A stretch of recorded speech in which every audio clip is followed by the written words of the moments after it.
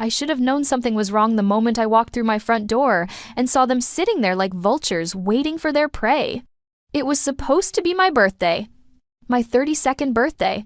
I had spent the entire day at our catering kitchen putting the finishing touches on a wedding cake for this weekend's event.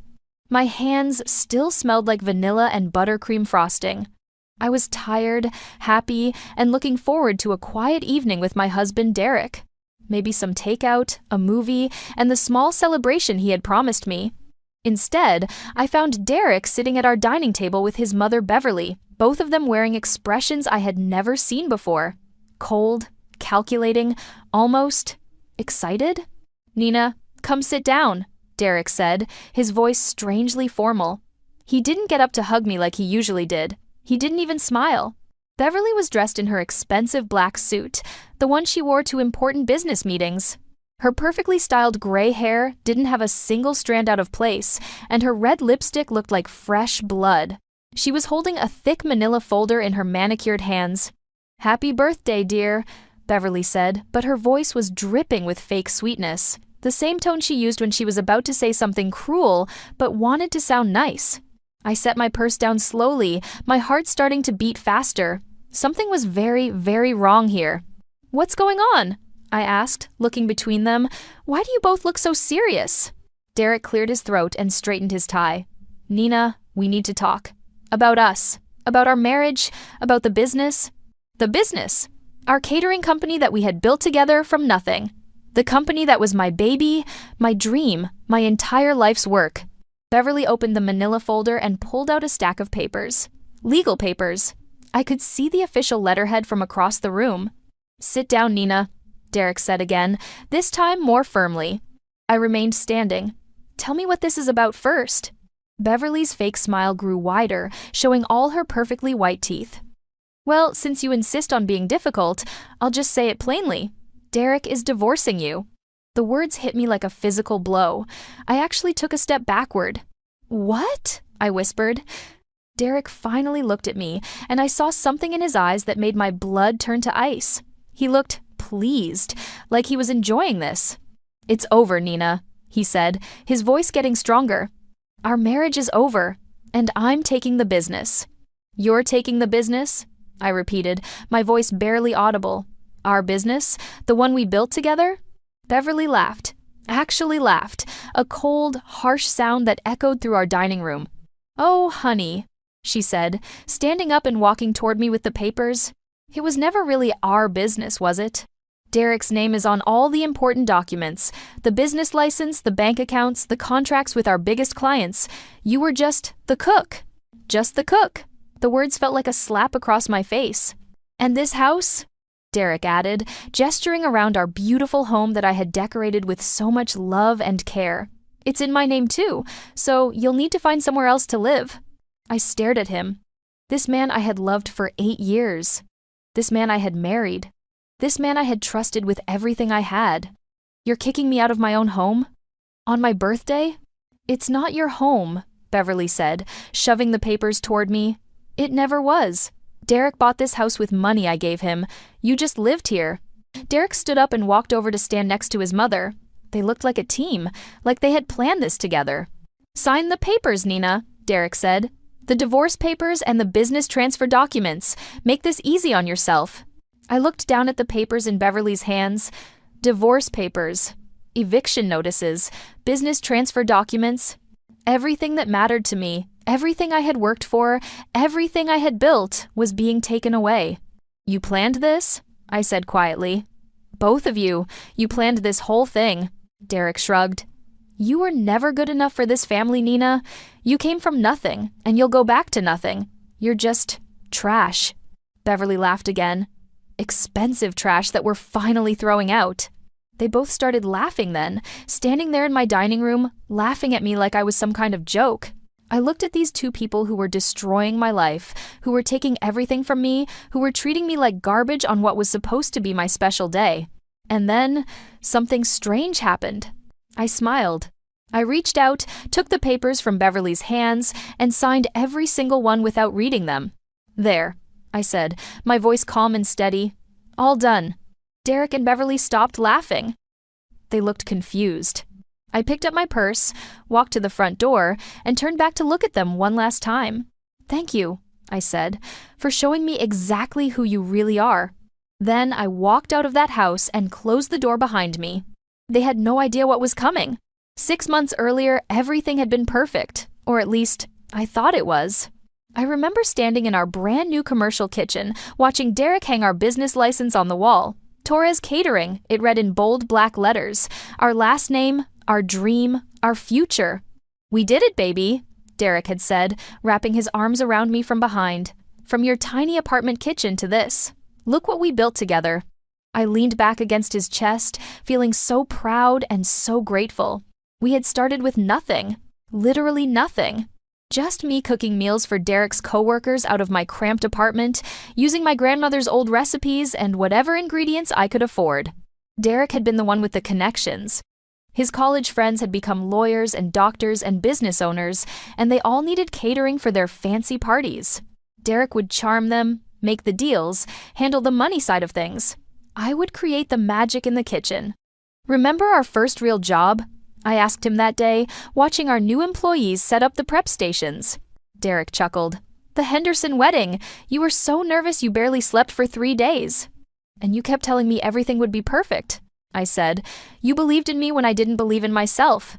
That was the Derek I had fallen in love with. The Derek who would stay up all night helping me test new recipes.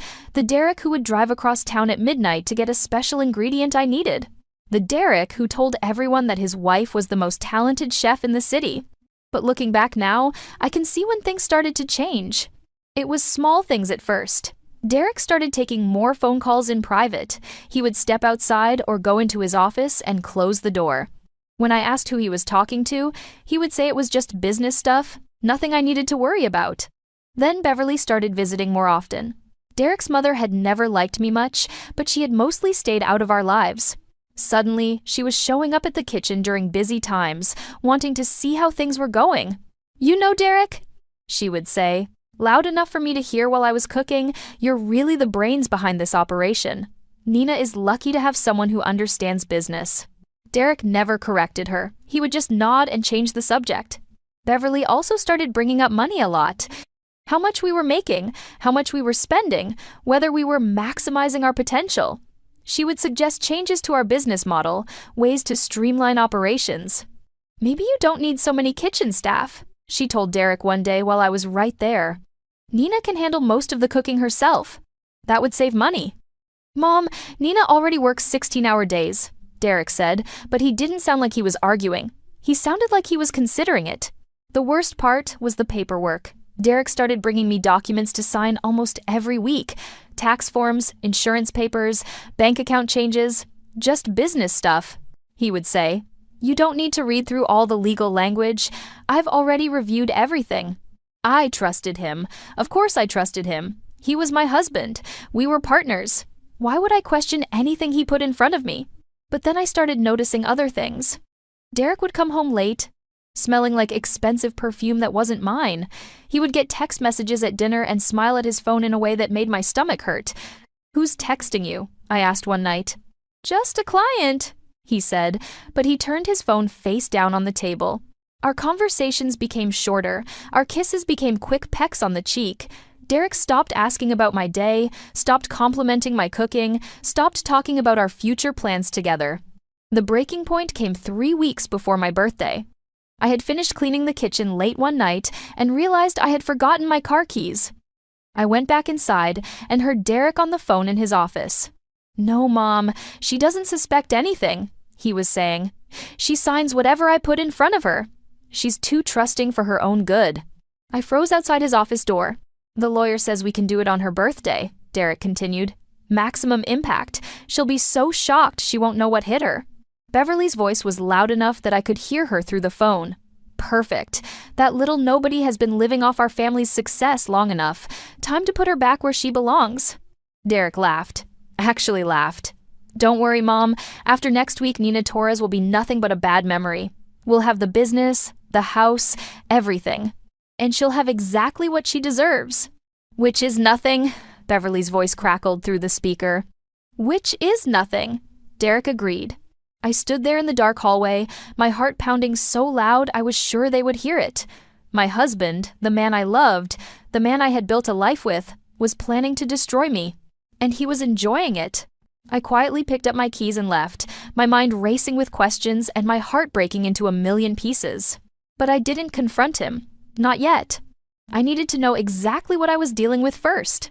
The next morning, I called in sick for the first time in 3 years. Derek seemed surprised, but not suspicious when I told him I had a terrible headache and needed to rest.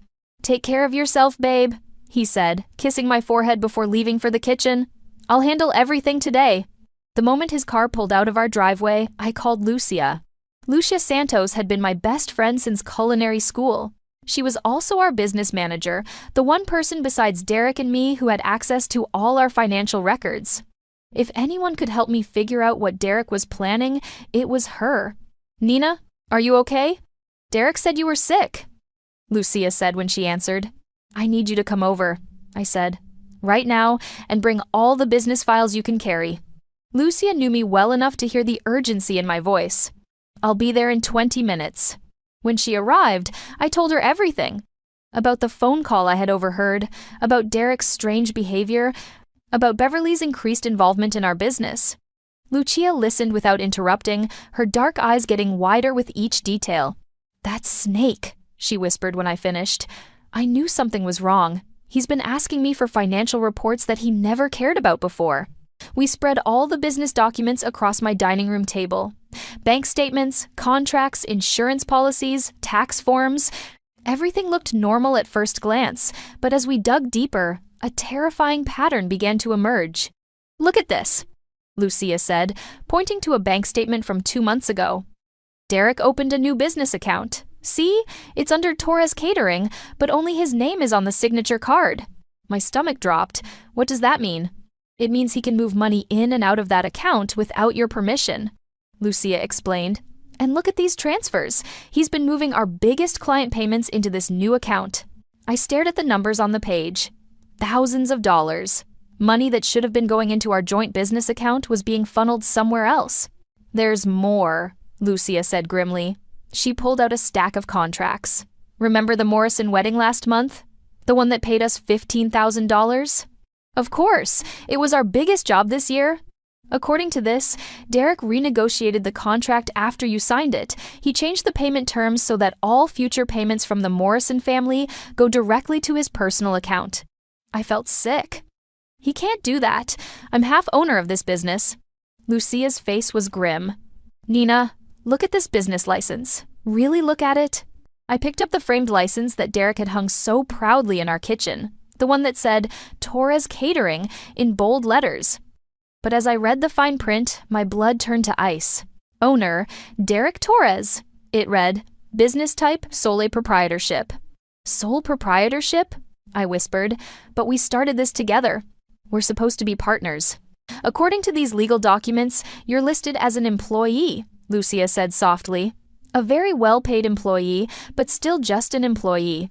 I sank into my chair, the weight of Derek's betrayal crushing down on me. How is that possible? I signed partnership papers. I remember signing them. Lucia pulled out another folder. I think these are the papers you signed, but look at the header. I looked. Instead of partnership agreement, the document was titled employment contract. The legal language was so complicated that I hadn't understood what I was actually signing. He tricked me, I said, my voice barely a whisper. From the very beginning, he tricked me. It gets worse, Lucia said. She showed me a series of loan documents. Derek has been taking out business loans using the company as collateral, big loans, and according to this, if the business fails to pay them back, the lenders can seize all company assets. How much does he owe? Lucia did some quick math on her calculator. Almost $200,000. I felt like I was going to throw up. $200,000? What did he spend it on? I don't know, but I have an idea how to find out. Lucia pulled out her laptop.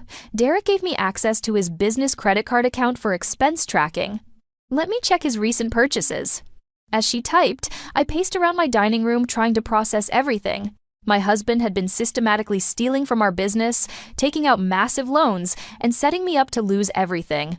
Oh my God! Lucia gasped, staring at her laptop screen. What? Nina, you need to see this. She turned the laptop toward me. Derek's credit card statements. Look at these charges. I looked at the screen and felt my heart shatter completely. Expensive restaurants I had never been to. Hotel rooms booked during times when Derek told me he was visiting suppliers. Jewelry purchases from stores I had never heard of. And then I saw the name on some of the restaurant reservations. Derek Torres and guest. He's having an affair, I said quietly. Not just any affair, Lucia said, clicking on another tab. Look at this charge. Tiffany & Co. diamond engagement ring, $8,500. The room started spinning. Derek had bought an engagement ring. For someone else, using money from our business. Who is she? I asked. Lucia hesitated. Nina, I think I know. Remember the Blackwood wedding we catered last month? The one where Derek spent a lot of time talking to the bride's family? The daughter, I whispered. Amanda Blackwood. Her father owns half the restaurants in the city, Lucia said. If Derek marries her, he gets access to all those catering contracts, I finished, and he gets rid of me at the same time. I sat down heavily, staring at all the evidence spread across my table. Derek hadn't just been planning to divorce me.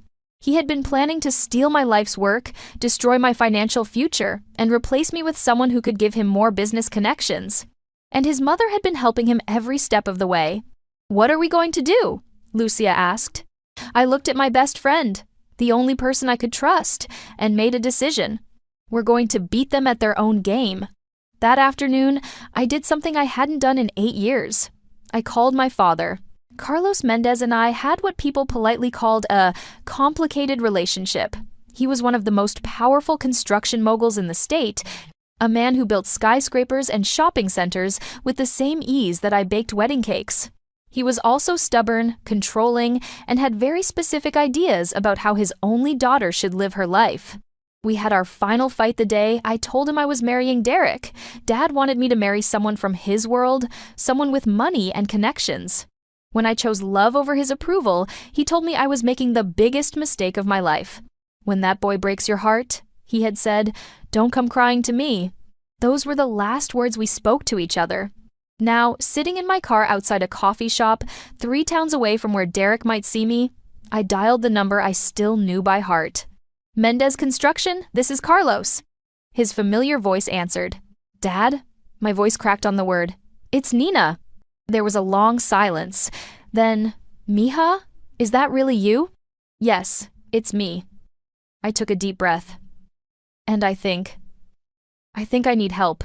20 minutes later, my father walked into the coffee shop, and I barely recognized him.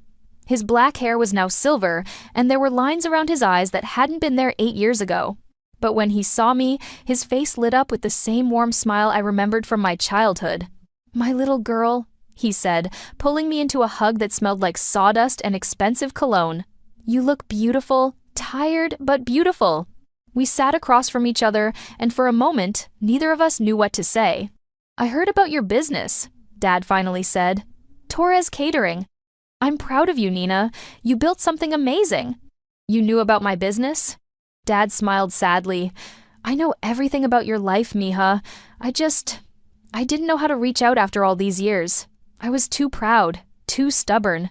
I was stubborn too, I admitted. So, Dad said, leaning forward, tell me what's wrong, and don't say nothing. I can see it in your eyes. So I told him everything. About Derek's betrayal, about the loans, about the affair, about Beverly's involvement. I showed him all the documents Lucia and I had found. Dad listened without interrupting, but I could see his jaw getting tighter with each detail. That piece of garbage, Dad said when I finished, and his witch of a mother. They think they can steal from my daughter? Dad, I don't want your money, I said quickly. I never wanted your money. I don't know what to do. They've been planning this for months. They have lawyers, they have documents, they have everything set up perfectly. Dad reached across the table and took my hands. Nina, you don't need my money. You need something much more valuable. What? You need my connections. Dad's eyes were hard now, the same look he got when someone tried to cheat him on a construction deal. Do you know how many lawyers owe me favors? How many judges I've helped get elected? How many business owners depend on my construction contracts? I stared at him. Dad, I can't ask you to… You're not asking. I'm offering. Dad pulled out his phone. Beverly Torres thinks she's smart because she has one corrupt lawyer helping her son steal from you, but she has no idea who she's messing with. Dad made 3 phone calls right there in the coffee shop. The first was to his personal lawyer, a woman named Patricia Chen, who apparently specialized in business fraud cases. The second was to a private investigator who had worked for Dad's company for 15 years. The third was to someone he just called Judge Wong. Patricia will meet us at my office in an hour, Dad said after hanging up. Miguel is already running background checks on Derek, Beverly, and their lawyer, and Judge Wong, well, let's just say she's very interested in lawyers who help people commit fraud. Dad, this is all happening so fast. Nina, they've been planning to destroy you for months. We have less than 3 weeks to stop them. Dad stood up and put on his jacket. But don't worry. Your old man didn't build a construction empire by letting people walk all over him. As we walked to our cars, Dad stopped and turned to me. There's something else you should know, he said, about Derek's gambling problem. I froze. What gambling problem? My investigator did some quick research while we were talking. Your husband owes money to some very dangerous people, a lot of money. How much? $50,000, to a loan shark named Tommy Ricci. My head was spinning. But the business loans? The money he's been stealing? He's been using your business to pay his gambling debts, Dad said grimly, and when he divorces you and takes everything, he'll use that money to pay off Ricci and start fresh with his new girlfriend. I felt sick all over again. Derek wasn't just betraying me for love or even for business connections. He was betraying me to save his own skin. What kind of man did I marry? I whispered. Dad put his arm around my shoulders. The wrong kind. But don't worry, mija. We're going to make sure he pays for every lie he's told you. As we drove to Dad's office, I realized something important. For the first time in months, I didn't feel helpless. I felt dangerous. Dad's office was like stepping into a war room. Patricia Chen, his lawyer, had spread legal documents across a massive conference table. Miguel Santos, the private investigator, had 3 laptops open with background checks, financial records, and surveillance photos. Judge Wong sat at the head of the table, reviewing everything with sharp, calculating eyes. Nina, Patricia said as I sat down, your father has filled me in on the situation. What Derek and Beverly are doing is called fraudulent transfer of assets. It's a felony. But they have legal documents, I said. Papers I signed. Papers you signed under false pretenses? Judge Wong corrected. If we can prove Derek misrepresented what you were signing, those documents become worthless. Miguel looked up from his laptop.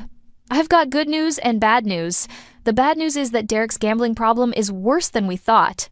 He owes money to 3 different loan sharks, not just Tommy Ricci.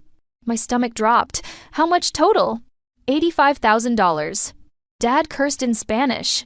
And the good news? Miguel grinned. Beverly's lawyer, Attorney Harrison, is dirty as a sewer rat. He's been helping clients hide assets in divorce cases for years.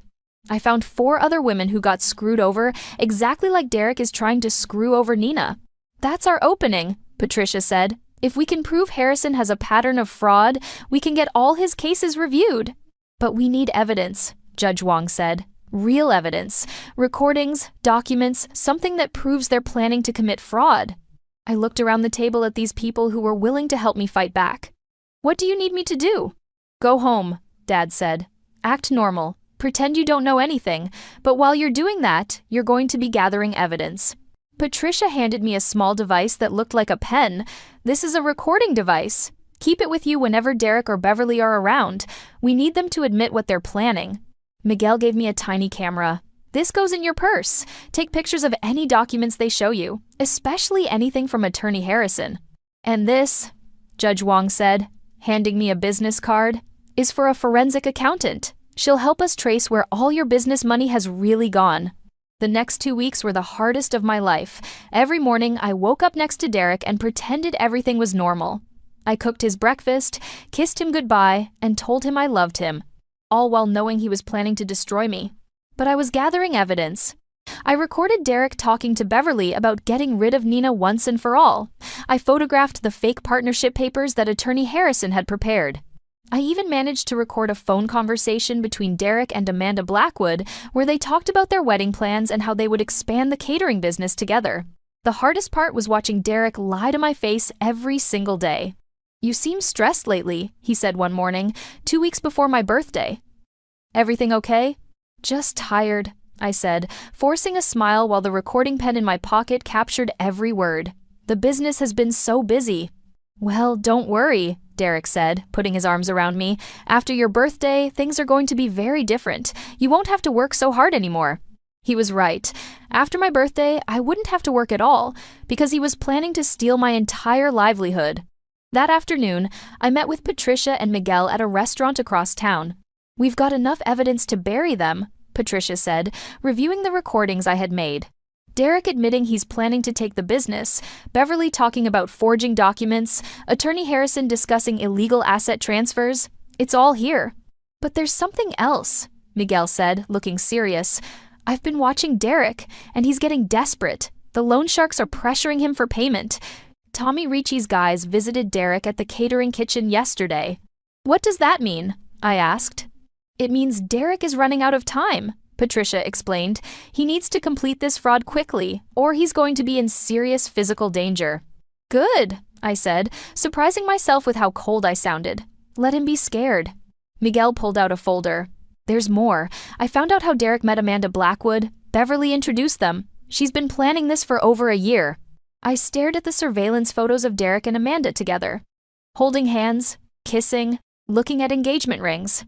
My husband and his future wife, planning their life together while destroying mine. "I want them to pay," I said quietly. "All of them. Derek, Beverly, Attorney Harrison. I want them to lose everything, just like they're trying to make me lose everything." Patricia smiled. "They will. But Nina, we need to let them complete their plan first." "What do you mean?" "We need to let them hand you those divorce papers." Judge Wong explained, "We need to let them think they've won, because the moment they complete this fraud, we can have them all arrested."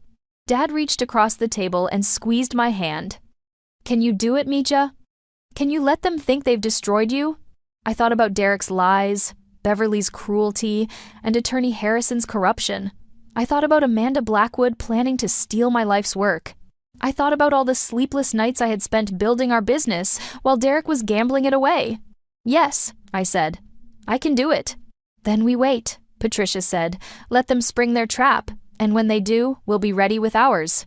The morning of my birthday, I woke up knowing it would be the last day of my old life. Derek was already gone when I opened my eyes. No birthday kiss, no happy birthday, nothing. Just an empty bed and the sound of his car pulling out of the driveway. I lay there for a moment, feeling strangely calm. After weeks of pretending, of gathering evidence, of planning my counterattack, today was finally the day everything would come to light. My phone buzzed with a text from Lucia. "Happy birthday, boss. Ready for the fireworks?" I smiled and texted back, "Let's light them up." At exactly 3 p.m., I got the call I had been expecting. "Nina?" Derek's voice sounded nervous. "Can you come home early today? There's something Beverly and I need to discuss with you."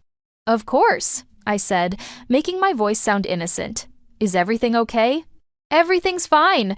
Just come home as soon as you can." I hung up and immediately called Patricia. "It's happening." "Remember?" she said. "Act shocked. Act hurt. Sign everything they give you, but don't read it carefully. We need them to think you're completely defeated. And the moment I leave the house, Miguel will be watching. The second you're out, we execute our plan." I drove home slowly, savoring these last few minutes of Derek and Beverly, thinking they had won. When I pulled into my driveway, I could see them through the dining room window, sitting at the table like judges waiting to deliver a death sentence. I took a deep breath, checked that my recording pen was working, and walked into my house for what I knew would be the last time as Derek's wife. The scene played out exactly as I had expected. Derek's cold formality, Beverly's fake sweetness, the manila folder full of legal documents. When Derek called me trash and Beverly laughed, I had to bite my tongue to keep from smiling. Because I knew something they didn't know. 3 weeks ago, I had legally changed my name back to Nina Mendez. Every signature on every document Derek had was now invalid because I was no longer legally Nina Torres. Patricia had made sure of that. When I signed those divorce papers and business transfer documents, I was signing as Nina Mendez, which meant the signatures didn't match any of the previous legal documents. Everything Derek thought he was getting was worthless. But they didn't know that yet. "Thank you," I said as I walked out, "for showing me exactly who you really are." The moment I closed the front door behind me, I pulled out my phone and sent a single text to Patricia, "It's done." Then I drove to the end of my street and waited. I didn't have to wait long. At 4:15 p.m., 3 police cars pulled up to my house. I watched through my rearview mirror as officers knocked on the door. I could see Derek's confused face when he answered, then his expression changing to panic as they showed him their badges. At 4:20 p.m., a black sedan arrived. Miguel got out, followed by Patricia and 2 FBI agents. White-collar crime division. At 4:25 p.m., Derek was led out of the house in handcuffs. At 4:30 p.m., Beverly was also arrested, screaming about how this was all a mistake. At 4:35 p.m., Attorney Harrison arrived at the house, probably thinking he was coming to celebrate their successful fraud. Instead, he was arrested the moment he stepped out of his car. My phone rang. It was Patricia. "Nina, it's over. We got them all." "What happens now?" Now Derek and Beverly get to explain to a federal judge why they thought they could commit fraud against the daughter of Carlos Mendez. I laughed, for the first time in months. But the best part was still coming. At 5 p.m., while Derek was sitting in a jail cell, Tommy Ricci and his associates arrived at my house looking for their money. They found police tape and empty rooms. At 6 p.m., Derek's first desperate phone call came through to my cell phone. I let it go to voicemail. "Nina, please, you have to help me. There's been a mistake. I can explain everything. Please call me back." By 8 p.m., he had called 12 times. By 10 p.m., it was 23 calls. I listened to every voicemail. Derek crying, begging, promising he could fix everything. Beverly screaming in the background about how this was all my fault. Attorney Harrison trying to negotiate some kind of deal. But my favorite call came at 11:47 p.m. "Nina." Derek's voice was broken, desperate. "The loan sharks are looking for me. They think I have their money, but I don't have anything. The police froze all the accounts. I need help. Please, I'm begging you. I know I hurt you, but I never meant for it to go this far. Please don't let them kill me." I saved that voicemail. Then I turned off my phone, poured myself a glass of wine, and sat in my hotel room, thinking about how different my life was going to be. Derek had been right about one thing. After my birthday, everything was going to be very different. Just not the way he had planned. Tomorrow, I would start rebuilding my life. Tonight, I was going to enjoy the sound of silence. No more lies, no more betrayal, no more Derek. Just me and the sweet taste of justice served cold. 1 year later, I stood in the kitchen of my new restaurant, Mendez Kitchen, watching my team prepare for our grand opening celebration. The space was 3 times bigger than our old catering kitchen, with state-of-the-art equipment and a dining room that could seat 200 people. "Boss, the food critics from the Times just arrived," Lucia called out, grinning from ear to ear. She was now my full business partner, just like we had always dreamed. "Perfect timing," I said, putting the finishing touches on my grandmother's famous tres leches cake. "Let's show them what real cooking looks like." The past year had been a whirlwind of legal battles, business rebuilding, and personal healing, but every single day had been worth it to get to this moment. Derek's trial had been front-page news for weeks. Fraud, embezzlement, forgery, conspiracy. The evidence Patricia and I had gathered was so overwhelming that Derek's public defender advised him to take a plea deal. He got 5 years in federal prison. Beverly got 3 years for her role in the conspiracy.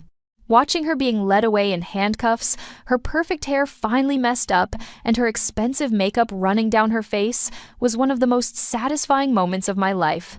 Attorney Harrison lost his law license and got 2 years in prison. The 4 other women he had helped cheat in their divorces all sued him successfully. He lost his house, his car, and his reputation. But the real justice came when Derek's gambling debts caught up with him. Even in prison, Tommy Ricci's associates found ways to make Derek's life miserable. I heard through Miguel that Derek spent most of his time in protective custody, too scared to walk around the general prison population. Amanda Blackwood, Derek's supposed future wife, disappeared the moment the arrests hit the news. Turns out her love wasn't strong enough to survive a federal fraud conviction and bankruptcy. As for me, I got everything back, plus damages. The court ruled that all of Derek's business transfers were fraudulent. I regained full control of Torres Catering, which I immediately renamed and restructured. The judge also awarded me Derek's half of our house, his car, and compensation for all the money he had stolen. But the best part was reconnecting with my father. Mija, Dad said, walking into the kitchen wearing a chef's hat that said, "Proud Papa." The dining room is packed. Half the city council is here, 3 judges, and I think I saw the mayor. Dad, you don't have to wear that hat. I laughed. Are you kidding? My daughter is the most successful restaurateur in the city. I'm wearing this hat everywhere. Dad had become my biggest supporter and my business partner. His construction company had renovated the restaurant space, and his connections had helped me get all the permits and licenses I needed. But more importantly, we had rebuilt our relationship. I'm sorry I was so stubborn, he had told me during one of our weekly dinners. I should have supported your choices, even if I didn't understand them. I'm sorry too, I had said. I should have trusted that you just wanted what was best for me. Now we talked every day, and Dad had even started taking cooking lessons from me. He was terrible at it, but he tried so hard that it was adorable. The restaurant's opening night was everything I had dreamed of. Food critics raved about my updated versions of traditional recipes. Business owners lined up to book private events. Local news stations interviewed me about my inspiring comeback story. But the moment that meant the most to me came at the end of the night. I was cleaning up the kitchen when my phone rang. It was a number I didn't recognize, but when I answered, I heard a familiar voice. Nina, it's Derek. I almost hung up, but curiosity got the better of me. What do you want, Derek? I saw the news about your restaurant. It looks amazing. His voice was different now, smaller, defeated. I wanted to say congratulations. Thank you, I said simply. Nina, I know I don't deserve to ask this, but do you think you could ever forgive me? I looked around my beautiful new kitchen, thought about my thriving business, my reconciled relationship with my father, my partnership with Lucia, and the peace I had finally found. Derek, I said, I forgave you a long time ago. Not for your sake, but for mine. Holding on to anger was just holding me back. Does that mean? Could we maybe talk sometime? When I get out? I smiled, even though he couldn't see it. Derek, I hope you find happiness someday. I really do, but that happiness isn't going to include me. I've moved on. I understand, he said quietly. I wanted you to know that I'm sorry. For everything. I know you are, I said. Goodbye, Derek. I hung up and deleted his number. Then I walked out to the dining room, where Dad, Lucia, and all my friends were waiting to toast my success. To Nina, Dad said, raising his glass, who proved that the best revenge is living well. To new beginnings, I said, clinking my glass against his. As I looked around at all the people who truly loved and supported me, I realized something important. Derek had tried to destroy my life, but instead, he had given me the push I needed to build something even better. Sometimes the worst thing that happens to you turns out to be the best thing that ever happened to you. And sometimes karma doesn't just arrive. Sometimes karma comes with a side of tres leches cake and a 5-star restaurant review.